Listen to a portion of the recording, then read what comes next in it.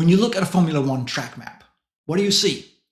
You see 19 turns, a long straight, maybe a couple of DRS zones. But to a data scientist, a track is a set of telemetry signatures. It's time on full throttle, elevation gain, and braking severity. We often group tracks by geography or history, like the European classics or the new street circuits. But using machine learning, we can uncover the mathematical DNA of these circuits. In this video, we're using k-means clustering to group all 24 tracks from the 2023 to 2025 seasons. We'll find out which tracks are mathematical twins and discover one specific track that actually drifted from one group to another over the last 3 years.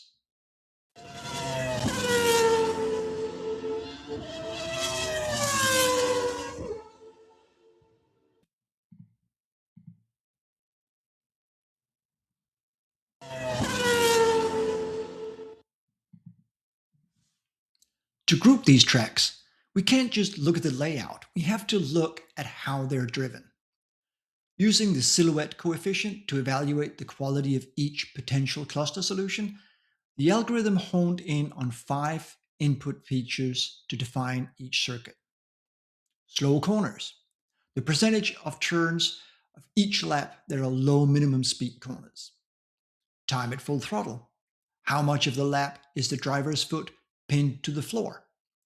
For context, Monza leads the pack at 73%, while Monaco is at the bottom with just 43%. Lap distance, the actual distance traveled by the car, not just the official track length. Elevation gain, the vertical climb. This ranges from the flat 2.5 meters of Melbourne to the massive 102 meters of Spa-Francorchamps. Maximum speed, the top speed recorded at the speed trap. It also settled on 7 distinct clusters, although it might be more accurate to describe it as 2 tracks that have no equal, 4 groups of similar tracks, and 1 set of unusual circumstances.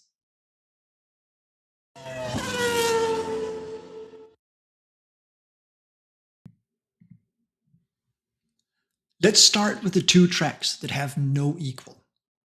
The longest track, Spa-Francorchamps, its extreme distance and elevation makes it a category of 1. The slowest track, Monaco, it has the lowest maximum speed and the lowest throttle time. It is effectively a mathematical island. The modern Tilke tracks. This group includes Austin, Baku, Las Vegas, Miami, Bahrain, Shanghai, and Suzuka. With the exception of Suzuka, these tracks are all designed by Hermann Tilke, and they all require a compromise. Low drag for the straights, but high downforce for those tight technical sections.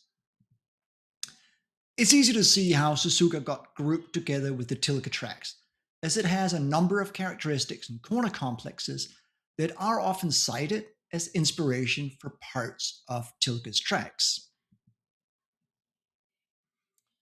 As an example, take a look at the similarity between the S-curves from Suzuka and the S's at the Circuit of the Americas in Austin.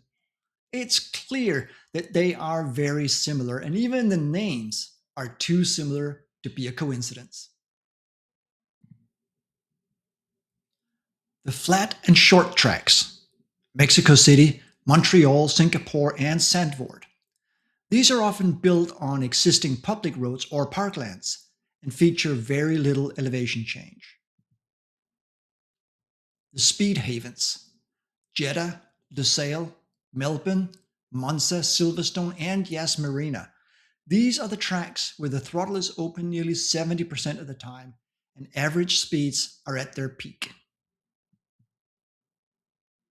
The natural hilly circuits, Spielberg, Interlagos, Hungaroring, Imola, and Catalunya. These are all older, shorter tracks built into the landscape. They aren't as fast as the speed havens, but their elevation changes make them incredibly technical.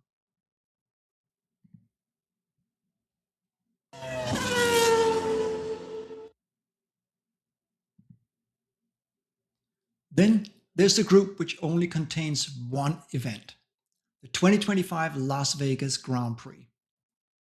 Because that qualifying session was held in wet, tricky conditions, the telemetry looked nothing like the previous year.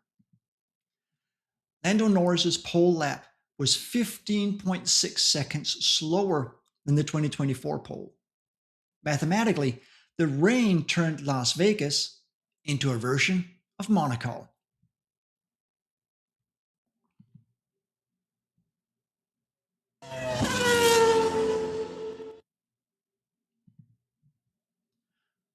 But the most fascinating discovery in the data is Suzuka. Most tracks stay in their cluster year after year, but Suzuka has been drifting. In 2023, it lived in the modern Tilke tracks group. By 2025, it moved toward the Speed Havens group. Why? Well, the track didn't change, but the driving did. Teams increased downforce, which dropped top speeds from 303 kilometers an hour to 295 kilometers an hour. But it allowed drivers to stay on the throttle for another 6% of each lap. The result?